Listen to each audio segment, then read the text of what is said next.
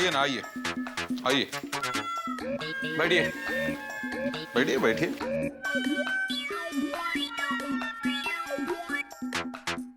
ये देखो भाई, तूफान एक्सप्रेस में पत्रकार पोपटलाल ने अपने भाई के बारे में और मॉल के प्रोजेक्ट के बारे में उल्टा सीधा लिखा है। अब पता चलेगा इनको, दुनिया हिल जाएगी इनकी।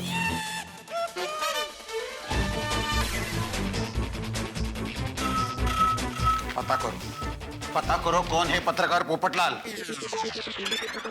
उसे हम छोड़ेंगे नहीं।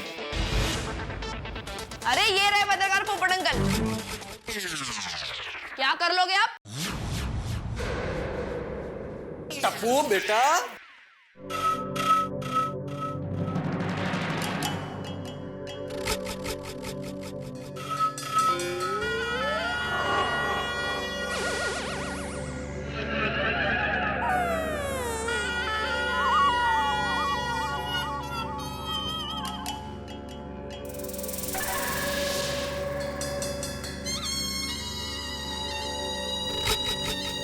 तुम्हारी हिम्मत कैसे हुई भाई के खिलाफ लिखने की? छोड़ो। खबरदार जो उसे हाथ लगाया तो। हाँ, पोपट अंकल को हाथ मत लगाना। हाथ नीचे कर तू अपना। देखो इसकी हिम्मत तो देखो। हाँ, छोटा बॉम्ब हमारे ऑफिस में आके हमें ही हुल दे रहा है। सबक तो सिखाना ही पड़ेगा। देखिए भाई साहब, एक पत्रकार पर हाथ उठाने की सजा मालूम है आपको? नहीं, क्योंकि आज तक किसी भी पत्रकार की हिम्मत नहीं हुई भाई के खिलाफ ऐसा लिखने की।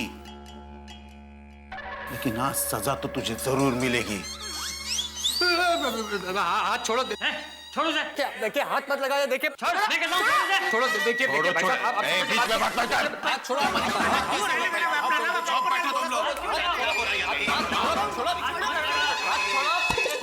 क्या हो रहा है?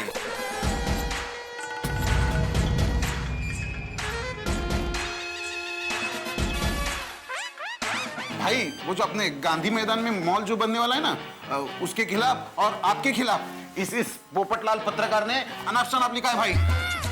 अरे भाई, पत्रकार है तो लिखेगा ही ना। Thank you. देखा? और घर आए मेहमान से ऐसे व्यवहार करते हैं? सॉरी बोलो। सॉरी। चलो जाओ, बाहर जाओ। खड़े क्यों हैं आप लोग? बैठिए ना। Thank you.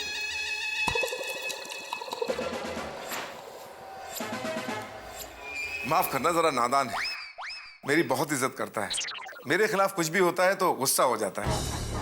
ऊपर वाले की कृपा से मेरे ऑफिस में ऐसे ही 40-50 नादान लड़के हैं जो मेरी बहुत इज्जत करते हैं।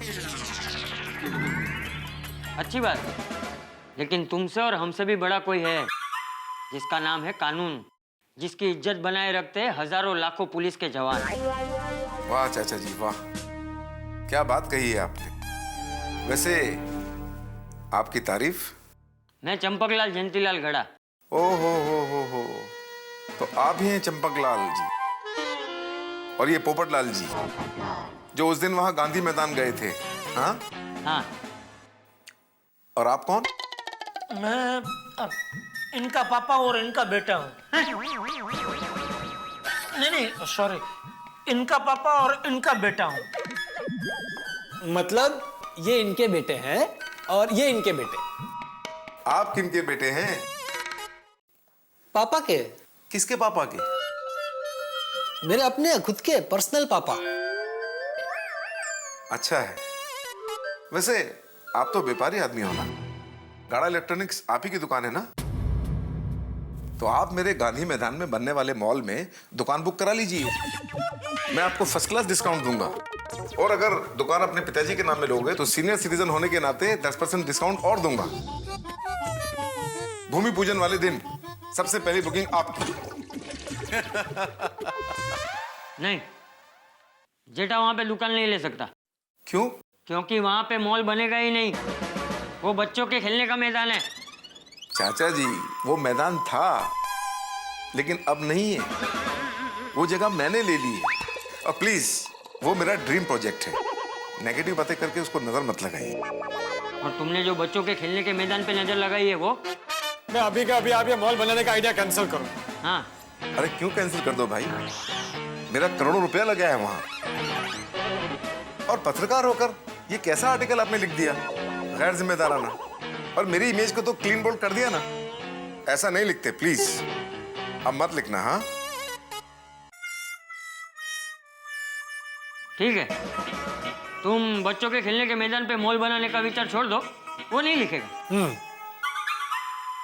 हाँ, मेरे दादाजी जो कुछ भी कहते हैं सोच समझ कर कहते हैं, और जो उनकी बात सुनता है हमेशा खुश रहता है। अरे भाई तो शांति रखना, इधर बड़े बात कर रहा है ना, तो क्यों बीच में टप टप टप टप कर रहा है टपो? अच्छा बोलता है। अच्छा बातें तो होती रहेंगी, आप ये बताइए क्या लेंगे? भाई पहली बार आप मेरे ऑफिस में आए, खातिरदारी तो होनी चाहिए, ऐसे नहीं जाने दूंगा। आप गुजराती हैं ना? मेरा एक पहलवान है, मस्त मेथी पाक बनाता है। मेथी पाक समझते हैं ना? खाएंगे? ठीक है, खिलाइए। क्या खिलाइए? गुजरातियों में मेथी पाक मतलब मार खाना होता है, खाना है? नहीं नहीं नहीं नहीं नहीं नहीं नहीं नहीं, कुछ नहीं खाना। आप तो व्यापारी हैं, समझाइए अपने पिताजी को कि करोड़ों रुपया और इज्जत दांव पे लगता है तो इंसान कितना टेंशन में रहता है। हाँ तो करोड़ों रुपए और इज्जत सोच समझ के दांव पे लगाना चाहिए। देखो भाई, मैं यहाँ तुमको सिर्फ एक बात शांति से समझाने के लिए आया हूँ। समझाइए। गांधी मैदान बच्चों के खेलने के लिए है और वो बच्चों के खेलने के लिए ही रहेगा। बिल्कुल, अगर बच्चों को अपना मैदान नहीं मिला तो दुनिया हिल जाएगी। किसकी दुनिया हिलेगी तो वक्त ही बताएगा। अरे चाचा जी, ये उम्र आपकी लड़ने की नहीं है, ये उम्र तो आपकी तीर्थ यात्रा पर जाने की है। मैं अपने खर्चे पर बुजुर्गों को हर साल 4 धाम की यात्रा पर भेजता हूँ। अगर आप कहें तो इस साल आपका नाम लिखवा दूं? अरे भगवान का नाम लीजिए, पुण्य कमाइए, कहाँ झंझट में पड़े हैं आप। ये मेरा बेटा 4 धाम तो क्या, मुझे दुनिया के हर मंदिर की यात्रा करवा सकता है। और मेरे पुण्य की नहीं, तुम जो पाप करने जा रहे हो उसकी बात करो। गांधी मैदान पे मॉल बनाने का विचार छोड़ दो। क्या है कि मैं एक बिल्डर हूं और मेरी कुंडली में लिखा है कि मैं मॉल वहीं बनाऊं। वैसे तो मैं एकदम शांत प्रिय आदमी, पर अपनी कुंडली की कुछ खास बातें बताता हूँ। मैं कुछ नहीं करता हूँ, पर जो भी मेरे खिलाफ जाता है उसकी लाइफ में अशांति अपने आप आ जाती है, पता नहीं कैसे।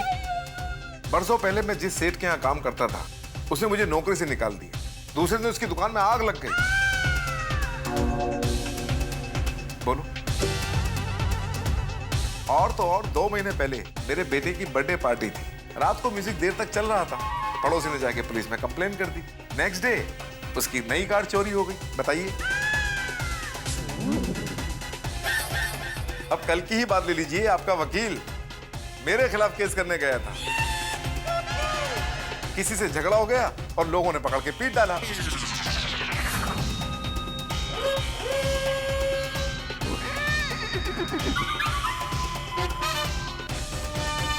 तुम हमें धमकी दे रहे हो? अरे नहीं नहीं चाचा जी, मेरी इतनी हिम्मत कहां कि मैं आपको धमकी दूं। मैं तो बस अपनी कुंडली की बातें बता रहा था। अब मैं मेरी कुंडली की बात बताता हूँ। हाँ हाँ बताइए। मैं जब भी अन्याय के खिलाफ लड़ा हूँ, मेरी हमेशा जीत हुई है। वाह चाचा जी, मतलब आपकी कुंडली के अनुसार उस मैदान पर मॉल नहीं बनेगा, मैदान ही रहेगा। हाँ, और वो बच्चों के खेलने के लिए ही रहेगा। चलो। मेरे दादाजी ने जो भी कहा याद रखना। अरे चलना भाई, तो शांति रख, चलो। भाई कुछ याद मत रखना, सब भूल जाना। ये भी भूल जाना कि हम लोग इधर आए थे और आपके बापूजी के साथ कोई टनाटनी हुई थी, प्लीज। देखो, तुम थोड़े समझदार आदमी लगते हो, अपने पिताजी को समझाओ कि मुझे परेशान ना करें, वरना अंजाम अच्छा नहीं होगा। हाँ? नहीं नहीं, उसकी नौबत ही नहीं आएगी।